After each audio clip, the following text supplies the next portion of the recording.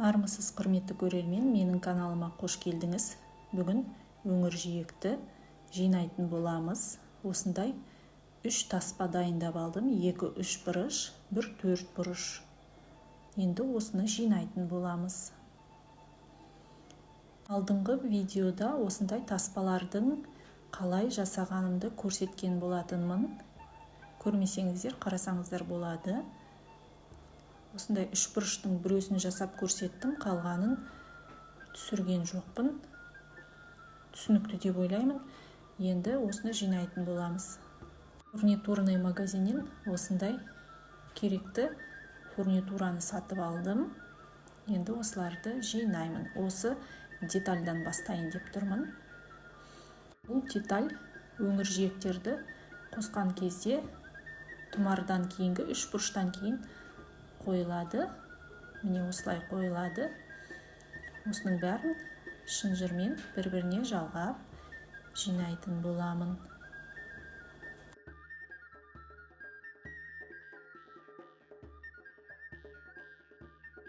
Алқаның өлшемін өзімнің мойныммен өлшеп кесіп алдым. Осы цепті менің мойнымның өлшеміне сай келеді. Кейін өзіме тағып көрсетемін. Және осындай ілгек, өте ыңғайлы ілгек. Былайынан іле саламыз. Ешқандай қиындығы жоқ. Маған өте ұнады. Түсі бәрі сәйкес келеді. Осындай цепочка болады. Осы цепочканы соңында ілетін боламын. Өте ыңғайлы цепочка осындай. Және мынандай жапырақ фурнитура, осыны іліп қоятын боламын. Осындайдан 3 штук қажет маған. Және мынандай шынжырлар, бір-біріне осыларды жалғайтын боламын. Ал бастайық. Осы детальдан бастаймын. Шынжырларды 2-2-ден ілетін боламын.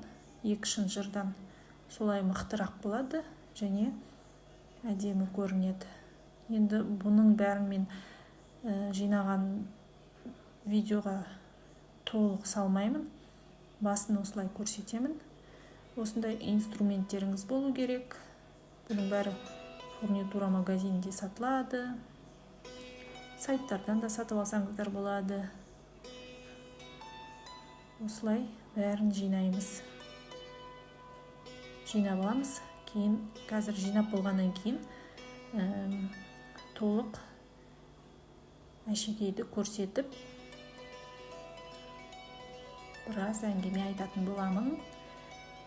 Жайғасып отырып, шайларыңызды ішіп көрсеңіздер болады.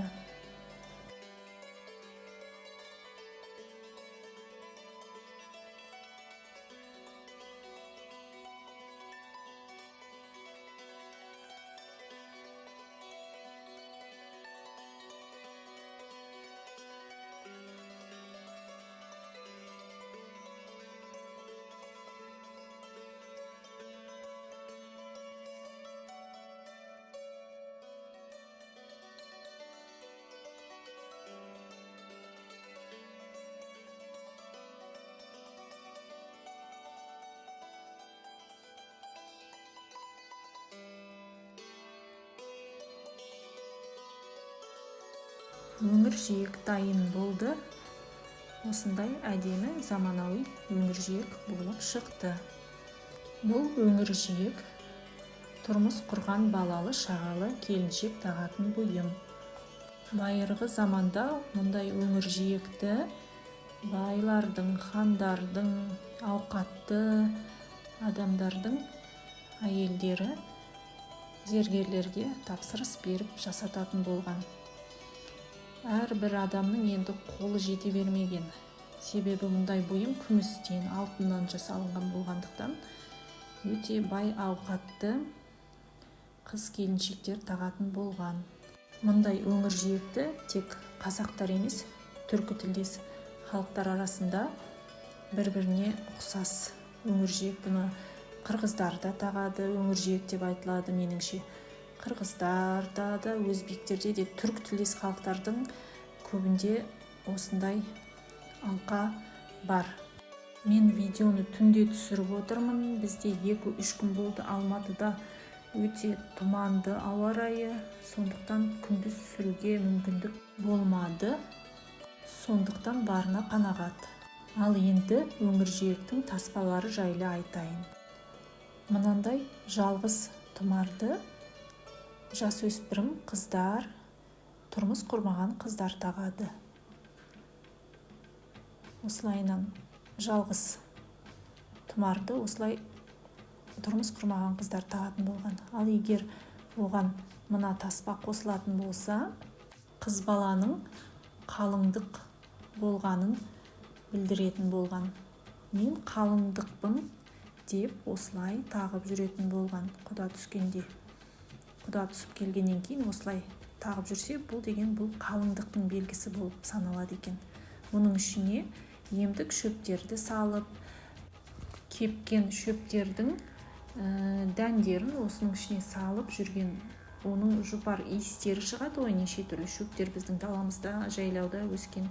Соны осының ішіне салып қойып, бой тұмар қылып таққан екен.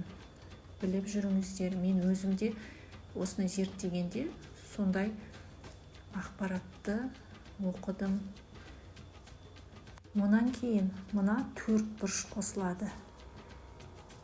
Тұрмыс құрғаннан кейін мына 4 бұрыш қосылады және 3 бұрышты тұмар төмен қарап қосылады. Бұл деген толық өңіржиек шықты деген сөз. Толық өңіржиек. Енді бұны бала емізіп жүрген әйел көз тимесін деп, сөз өтпесін деп тағып жүретін болған. Мұндай өңіржиектерге неше түрлі тастар қолданылған. Агат тасы, сердолик тасы, маржан тасы, коралл дейміз. Қалтасы көтерген адамдар, бай ауқатты адамдар дәрігерлерге тапсырыс беріп, өздерінің қалауына сай осындай өңіржиектер жасатқан.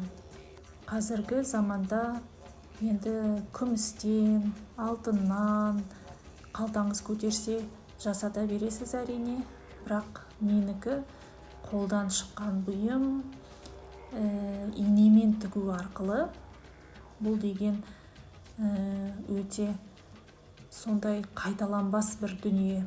Мұны қайталау деген енді білмеймін, сондай шебер болу керек. Кейде мен өзімнің жұмысымды қайталап істей алмаймын. Өте қиын, қайталағың да келмейді. Бұл деген шабыт, бұл деген таза еңбек. Мен мұндай бұйымдарды жасаған кезде ішімдегі арман тілектерімді айтып отырамын. Аффирмация дейма, медитация дейма. Осындай, осыны таққан әйел адам бақытты болса екен, балалы болса екен деп сондай бір тілекпен жасап отырамын. Сондықтан бұл өңіржиек әзірге бос. Егер сіздерге ұнап жатса, заказ беріп, осыны өздеріңізге алсаңыздар болады. Бірақ экземпляр бұл қайталанбайды. Бұған мен енді білезік және сырға жасайтын боламын. Келесі видеоларда білезік пен сырғаның жасалу жолдарын көрсететін боламын. Сондықтан менің каналыма жазылып, лайк басып, комментарий жаза отырыңыздар.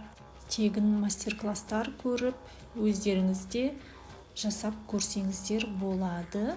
Мүмкін сіздердің жасаған өңіржиектеріңіз менікінен де керемет болып шығатын шығар.